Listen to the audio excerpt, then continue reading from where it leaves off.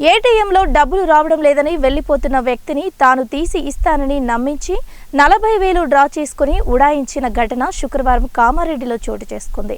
కామారెడ్డి పట్టణ సీఐ చంద్రశేఖర్ రెడ్డి తెలిపిన వివరాల ప్రకారం కామారెడ్డి పట్టణంలోని ఇందిరానగర్ కాలనీకి చెందిన రాజు సిరిసిల్ల రోడ్డులో ఉన్న ఎస్బీఐ ఏటీఎంలో డబ్బులు డ్రా చేసుకోవడానికి వెళ్లాడు. ఏటీఎం నుంచి డబ్బులు రాకపోయేసరికి వెనుకాల ఉన్న గుర్తు తెలియని వ్యక్తి తాను తీసి ఇస్తానని నమ్మించాడు. డబ్బులు రావడం లేదని వేరే ఏటీఎం ఇచ్చి వెళ్ళిపోయాడు. ఆ తర్వాత కొద్దిసేపటికి ఫోన్కు డబ్బులు డ్రా అవుతున్నట్లుగా మెసేజ్లు రావడంతో రాజు వెంటనే బ్యాంకుకు వెళ్లి తన కార్డు బ్లాక్ చేయించాడు.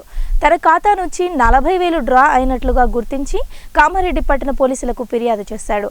కేసు నమోదు చేసుకుని దర్యాప్తు చేస్తున్నట్లు పట్టణ సీఐ చంద్రశేఖర్ రెడ్డి తెలిపారు. గుర్తు తెలియని వ్యక్తులకు ఏటీఎం కార్డులు ఇవ్వొద్దని సూచించారు.